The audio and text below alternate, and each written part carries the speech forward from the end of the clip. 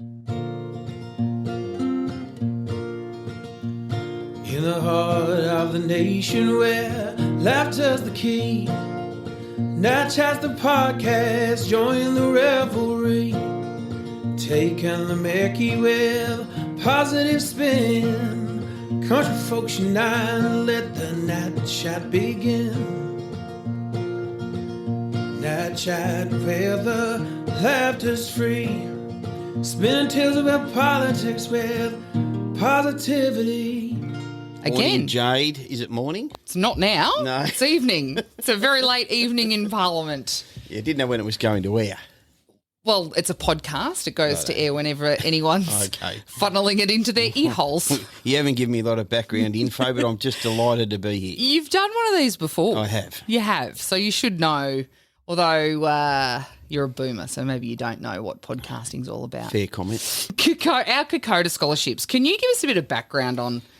Yeah, I certainly can. I first trekked Kokoda in 2017. 2015, actually, it was. 10 years ago. Yeah, and I knew a lot about it. What I didn't know about the trail was that it was Victorians who were at the forefront. I didn't know that either. Yeah, the 39th Battalion were militia and the 2nd 14th were our, I guess, Defence Force soldiers who had been fighting in the Middle East and were called back to help when the Japanese became a threat. And they were at the very forefront, particularly the 39th, and then the 2nd 14th came in and supported them. And they were men from all of our communities. I wasn't aware of that. I wasn't aware that we had 68 Gippslanders where I come from. And if we were to pick a town out, Mildura is probably more heavily represented than the majority of other towns in Victoria. So it's steeped in Kokoda history with men from your area and the surrounding area, you know, Redcliffs and Robinvale and Merbein and obviously Mildura itself. All those places were had a strong number of men who fought and unfortunately and very sadly died on the trail. And when we got home, we thought, well, not many people know about this. We all know about the story of Gallipoli. We taught about the story of Gallipoli, where we're fighting for the Allies, fighting for the Poms and got done. And at Kokoda, we're fighting to save Australia, and we won. And what they went through, and you're about to find that out to a very small degree, because you won't have anybody shooting at you. But the conditions that they endured in the jungles of New Guinea that we're going to walk and take our students across is incredible. It's an amazing experience, but we're walking on sacred ground to pay homage to those men who made the ultimate sacrifice from our towns, and that's what it's all about, and that's how the scholarship started. Yeah, and there's a lot of people around Mildura as well still that go and pay homage on Kokoda and are very direct in their message that it shouldn't be a box-ticking exercise like trekking Everest or Kilimanjaro or any of those summits. It actually should be a pilgrimage to pay respect to those soldiers that fought for our freedom and democratic rights.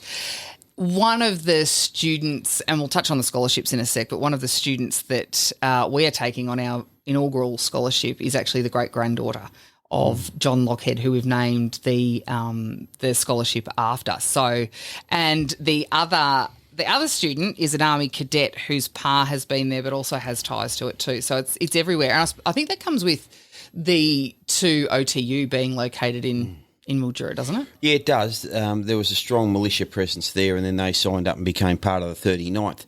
You use the adjective there, pilgrimage, and that's what it is. Now, sadly, some people do trek Kokoda for the, I guess, the physical challenge, and, you know, each to their own, but it is sacred ground. We visit the battle sites where these men fell. So when we walk, we've got 32 students from across Victoria.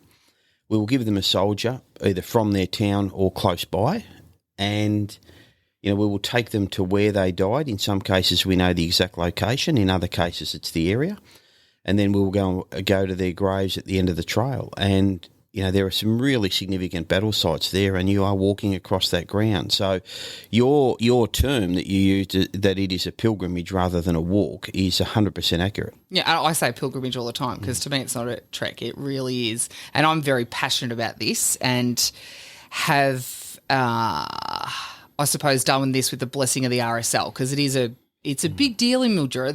There is a lot of there's a lot of history tied to this, and it is one of those things that I'm very passionate about making sure that the next generation is educated on. Yep. Because like you said, we don't tend to be educated on Kokoda. We hear about the Darwin bombings, and my grandfather was there for that. Yes. My great-grandfather fought on the Western Front. We hear about the Western Front. Yep. We know, generally people know the story of the Western Front. When you talk about the South Pacific campaign in New Guinea, the very common answer that I get back is, oh, yeah, I know about Kokoda. I've heard about it. It was in the jungle and I watched the film. And that's about what you get. Yeah. The key battle sites like Brigade Hill, Isarava that we will visit and tell the stories of what happened there should be household names. And the men who served there, should be household names and within our communities, and they should be recognised perhaps better than they are. Will we ever change that? I'm not sure, but geez, I reckon we can help start educating a generation. And more important than that, and, I say this generally speaking, I think we've got a generation coming through that lacks a bit of resilience. Do you reckon? In some areas. Stop it. And this... Come on, bully. If this does nothing else... walking the trail, it builds resilience. Well, I reckon, and shapes our future leaders for our communities. Yeah, well, that's exactly right. But I reckon there's probably a few MPs that'll go on this trek from year to year that could also use a little bit of resilience training. Well, we did have one airlifted out last year. We did. Yeah. My good friend, the member for Narracan, who I told before he left that he wouldn't last 2 days. How long did he last? About 3. Yeah. But he's coming back next year, a bit fitter and a bit better. We'll see. Yeah, look, we haven't had a Nat airlifted out yet, and it's my strong view that it won't be allowed. I was going to say that certainly should not be allowed. Can you tell us then, give us a bit of background into the campaign in New Guinea? The Kokoda campaign. Yeah, so what happened was the Japanese pushed south with a level of speed that caught the Allies by complete surprise. And there was some discussion that they would, Port Moresby airfield, Jackson Airfield at Port Moresby, was going to be a key base for them to attack Australia. Now, there's a lot of conjecture still today about whether they intended to come to Australia or they just wanted to get Port Moresby to cut off American shipping to Australia and control the area.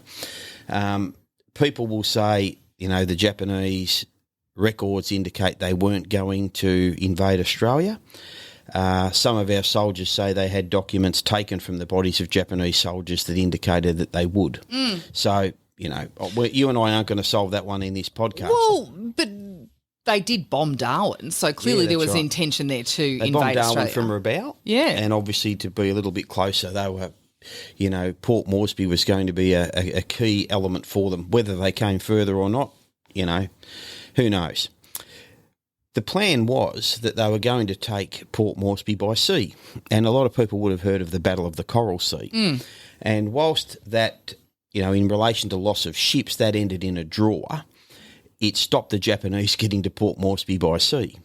So then there was some discussion that they might try and take Port Moresby by land. And due to the terrain of the Owen Stanley Ranges and the Kokoda Trail, that was dismissed because no military intelligence officer thought they could possibly take Port Moresby across the Kokoda Trail. So the Australians sent a militia battalion up to Port Moresby as a just in case. We'll send you guys up there just in case. Yeah, right. You can have a presence, poorly trained. A lot of them hadn't even fired a gun. That was the 39th Battalion. You're off to Port Moresby just to be there. We'll just as a human put shield. A presence there. Now, the militia back in World War II weren't allowed to fight. They could only fight on Australian territory. They weren't allowed to go overseas. But we must remember that Port Moresby was PNG was considered Australian territory. Australian back then. colony, yeah, okay. So a bit of a swifty got pulled by the Australian officers. We'll send the 39th up there. Lo and behold, within weeks, the Japanese are bombing Burnagona and Sanananda. If you think about a bird's eye view map, look at a map. That's the northern part of New Guinea beaches there, and they landed. So our 39th B Company, 120 blokes, got sent across the Kokoda Trail to say, you've got to be our first line of defence. Now, a lot of them were 16, 17 years old. They were militia. They'd enlisted. One of the soldiers, Colonel Owen, one of the few who had fighting experience, he copped one of the first bullets through the head on the Kokoda Plateau, so they lost their commanding officer. And there's somewhere between 100 and 120 fighting a Japanese force of 2,000. Gee whiz. Now, the Japanese later reported that they thought they were fighting an Australian force in excess of 1,000. And it was about 120. So the boys had a crack. I was going to say, so it wasn't a bad militia The boys then. had a crack. And back in the day, the militia always considered, they called them the chocos, chocolate soldiers, because the AIF fellas said these guys will melt in the heat of battle. They're chocolate soldiers. You know, they're not trained. They're not ready for this. They say when the 2nd 14th turned up, because obviously the 39th had to retreat back up the hill to Duniki, where we go, and then they made a big stand at a place called Isarava. And they were holding on. They'd had the rest of the 39th had arrived by then. There was a few hundred of them, and they're holding on against, you know, thousands of Japanese coming at them. And the 2nd 14th boys turned up and jumped in the trenches with them. Well, the 39th boys said we turned around and thought that they were bronzed gods. They were big, they were strong, they were, you know, cut well, they were hardened soldiers. We thought they were gods. And the 2nd 14th boys, also from Victoria, of course, jumped in the trenches with the boys from the 39th, and they say that was when the chocolate soldiers label was removed. And the 2nd 14th sort of referred to them, they went from chocolate soldiers to those ragged bloody heroes because their uniforms were, you know, they'd been in them for weeks, they were falling off their bodies, had no sleep, you know, their eyes were sunk in their head, but they were still in the trenches fighting. And never again was the militia, and particularly the 39th, ever referred to as chocos ever again, because they realised what they'd been through. And they fought side by side with great respect for each other. And, you know, it's a story when you're talking, it's hard not to get emotional about it, you know. And then you hear some of the individual acts that they perform to save their mates. And we'll talk about that when we cross the trail and tell the kids about that. And they're our men, and they're men from, you know, they're men from our communities, country Victoria. And it's a story worth telling. And, you know, it'll be my 5th time, and I struggle to get through some of the stories without bloody tears rolling down my cheeks still when you think about what they went through. So to finish your story, and I'll try and be brief here, the Japanese fought them all the way back. The Australians made a stand on a place called Imita Ridge, the last ridge before Port Moresby. The Japanese were on Irabiawa Ridge, the second last. They could see the lights of Port Moresby over Imita. And they got a command to advance to the rear because retreat wasn't in the Japanese vocabulary. You're kidding. Advance to the rear was this because they got into trouble at Guadalcanal and they wanted their troops to go. Now, by this stage, and every military historian who's looked at this in detail says they wouldn't have made it to Moresby anyway. They were cannibalising Australian soldiers. They were eating bark off trees. They were diseased with malaria, with dysentery, with dengue fever. And the Allies had a whole heap of enforcements had just arrived at Port Moresby. So whilst they never had this final last battle, the Japanese started retreating beforehand, it's widely accepted that the Japanese were at the end of their tether. They had no food.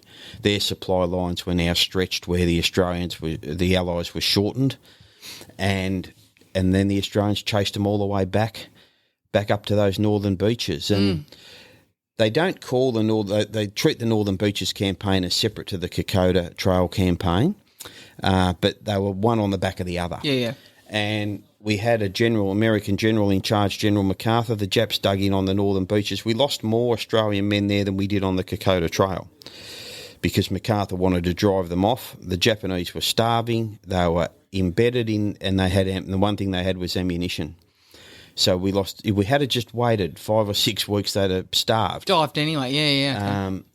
But MacArthur wanted them out, and, you know, full frontal attacks just meant that we got mowed down. And it's the Northern Beaches campaign, which is obviously strongly connected to Kokoda. It's a horrible story. But, you know, for all those men to fight all the way back over the Kokoda Trail, all the way over the Kokoda Trail, all the way back, and then basically be put to the sword at the northern beaches. It's not good reading, and it's not good viewing, and it's not good getting your head around it. No. But that's what happened. General Owen that you were talking about before. Colonel Owen, yep. Yeah, Colonel Owen, sorry. From Leongatha, Colonel Owen. He's the bank teller in Leongatha. Is he the Owen that Owen's Corner is named after? No, that's called Owen's Corner. Oh, is it? But what you just said then is a very, very common. Everyone thinks. I was going to say, I thought it was Owen's Corner. Owen's Corner is named after. Is called Owen's Corner, named after Colonel Owen. Yeah. But Owen's Corner was named after the surveyor who basically got told you've got to build a road to Kokoda. Oh, you're kidding. Now, there's not a road there now, and there never will be a road in the future. Right. So he got a corner, okay. Yeah, so that was, but he did build the road up to as far as Owen's Corner and then said sort of, oh shit, there's no hope of us going any further. But he was a surveyor, Noel Owers, and, the Australian and American in particular command had no idea what our guys were enduring. The road, for instance, build a road. I mean, there's never going to be, wait till you've walked it, there's never going to be a road there, right? They said things like, we've heard the Kokoda Gap. When you get through the Kokoda Gap, blow it with dynamite so the Japanese can't get through. The Kokoda Gap's kilometres wide. Oh, gosh. It's called the Gap because it was a gap for aircraft to fly through the lowest part of the road. And that was the sort of, the generals on the ground on the trail, very, very frustrated the whole way through. They kept sacking them and replacing them. Yeah. But it was management, General MacArthur and Thomas Blamey, who was in charge of the Australian forces, just didn't really have an understanding of what our guys were going through on the ground and what it was like. And they were replacing good men with other good men, but just through frustration, through lack of understanding. And that pissed off all the Australian soldiers, as you could imagine. You could imagine, couldn't you? Yeah. Have you read the book by Peter Fitzsimmons, Kokoda? No, I've read just about every other book on Kokoda. I've got a great mate who's trekked Kokoda 101 times. 101? Yeah, and he told me that, Charlie Lynn told me, Peter Fitzsimmons' book is good, but a lot of it's sort of fiction.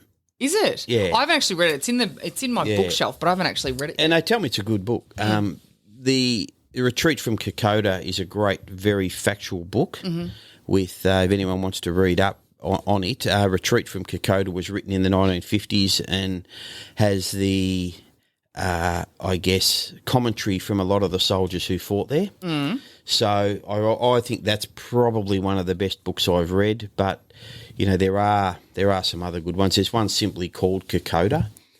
I can't think of the author's name. It's on the tip of my tongue, but Paul Ham wrote that. That is a good, accurate description of what was endured on the trail, and so they're the two. They're my sort of two go-tos, if you like, for people who want to read a book before they go. And you tell stories along the way, though, don't you? Because there is a lot. When you sent me through that list of soldiers from Mildura, Redcliffs and Moorbeen, mostly, there is a lot of soldiers with the 39th Battalion from our area. And you tell stories along the way? Or? Yeah, we do. We pick out, I guess, you could be there for a year and you wouldn't tell all the stories of everybody. Yeah. But, obviously there are men from our area who went over and above who, won distinguished conduct medals, military medals. There was one Victoria Cross awarded to Bruce Kingsbury. Charlie McCallum won a distinguished conduct medal, but by all reports should have got a Victoria Cross. He was an axeman from Yarram and Sale in our leader's electorate, Danny O'Brien's electorate. There should be a statue of Charlie McCallum in the main street of Sale, but no one in the town knows about him. Yeah, and we will talk about him when we go over there and what he did. What he did was just, you can't imagine. And we go to where he won his military medal. And we go to where he died a fortnight later, on a mission impossible. These guys were told, you've got to do this. And they knew it was a death. They knew they couldn't achieve the objective that they'd been ordered to achieve. So some of them took out their pay books and their personal belongings and gave them to their mates and said, pass these on, I won't be back. But they had to follow orders, and they follow the orders. Imagine that. And, we go to those places where Charlie McCallum, one of those men, having, won his medal a fortnight before, basically knew he was going to die but did what he was ordered to do, It's what you do, and you credit those men, I think, with saving Australia, really. It's interesting, yeah. When we just got back, a few weeks ago from Israel, and we were talking to people in the Defence Forces over there, and they have an ethos in their Defence Forces now where soldiers and those serving are encouraged to question the orders of their commanders. You're kidding? No, and it's just a whole different philosophy. And wow. Whereas you received an order, you followed it.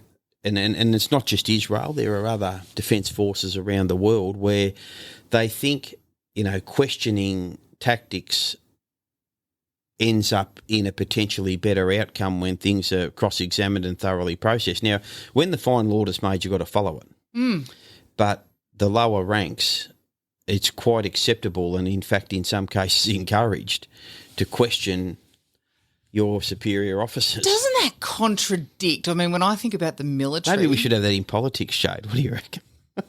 Oh, wouldn't that be nice? Could you see the rank and file of the Labor Party questioning the directive of the executive? I don't think so, Mr. Bull. I don't think so. Sorry, we digress. Yeah, but that seems so contradictory to what I consider the military to be like. Yeah, well, it's certainly not to that level in, the Australian military. And no, well, here's a scoop for you. The Australian Navy, I have on good authority, have been directed, not ordered, directed not to buy BYD electric vehicles. Right. Because you plug your phone into them, they're smart electric vehicles, and officers within the Royal Australian Navy have been directed they are not to purchase these vehicles because they're Chinese and believe they are being used by the Chinese to spy on Australia. Right. You can go down that conspiracy rabbit hole later if you like. Yeah. But so John Lochhead, who is one of the soldiers that we have named our scholarship after, Rhiannon Jack, who is one of our scholarship winners. Hannah Saunders is the other one. That's her great-grandfather. Okay. So do me a favour. Well, this will be a huge and special trip for her because this guy, Charlie McCallum, who I mentioned to you a minute ago, the axeman from Yarraman Sale, last year we took his great-nephew across the trail and he was the first member of that family to walk the Kokoda Trail, visit the location where Charlie won his medal and stand in the spot within, probably a radius of 20 metres where he was killed. And she will have a similar experience to that. Now, I don't know if any other members of the family have been back there, but we will do the research on him and find out as much as we can. We will almost certainly find the area where he died, but we may be able to find the ridge, the foxhole, the whatever it is, very, very close to that specific location of where he died. Now, there's still a lot of guys over there who were killed with bodies not yet recovered. Yeah. And when you go to the cemetery, if you can't visit the grave, you'll visit the memorial where they'll have their name. And a few of our kids do that. But, this will be a hugely emotional trip for her and something that I'm sure she will never forget. No, she will never forget. And maybe you should do a podcast with her after she comes back. Oh, I'm all over that like a fat kid on a cupcake. Yeah. You allowed to say that these days? No, I don't know. Well, probably not. No, it doesn't matter. It will be an emotional, and Hannah Saunders as well. Her dad's done it a few times, but it's funny that you say it's an emotional trip, and I know that even the former leader of the Nationals, Peter Walsh, when he went a couple of years ago, was even brought to tears. Although we know he's a bit of he's a bit soft underneath, which is nice. And look, probably we have a lot of fun. Good. You're walking sacred ground, but it's a great experience, and we do have a lot of fun, and there's a few practical jokes and things go along on the way. I can't imagine. But you're involved, really? Yeah. Wow. Surprising. But when the But, you sort of switch, and then you'll be having a bit of fun and having a chat and sort of, today's a good day, and then you hit a spot and you hear the story of what happened there. Yeah. You get to Eora Creek and you hear about the hospital where they had to give the guys the morphine because they couldn't get them out in time. Left them with morphine and a gun. Oh, jeez. And had to leave them. And we stand there. We stand on the side of that hospital. Yeah. Where that happened, and you hear about blokes like, Corporal John Metzen, shot through the ankle and crawled for 3 weeks. Jesus. And he refused to have stretcher bearers. He said, give the stretcher bearers to someone who needs them. Just give me some tape so I can tape up my knees and my palms of my hands. Crawled for 3 weeks. They ended up having to leave him because the Japanese were closing in. They left him in a couple of stretcher cases. And without getting too graphic on your podcast, the Japanese found him, tied him to trees and bayoneted him alive. Oh, God, some of these stories are just horrific. And, Corporal John Metzen, who knows about Corporal John Metzen? Who knows his name? Well, these kids, when they come back, will never forget his name.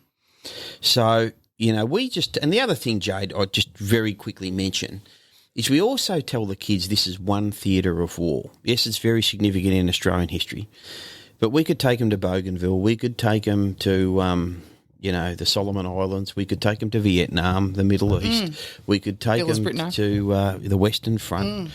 We could take them to Gallipoli. We could take them to a huge amount of locations. We could take them to places where contemporary veterans served on peacekeeping missions. So we're very big on saying, yes, this is Kokoda. It's an amazing experience. It's very important to Victorian history, but it's one of many, many, many locations that we could take you to. It's important, isn't it? It's important that we tell these stories so that they can be passed down. So thank you, Tim Bull, for your dedication. Have we gone for long enough? Yeah, I think so.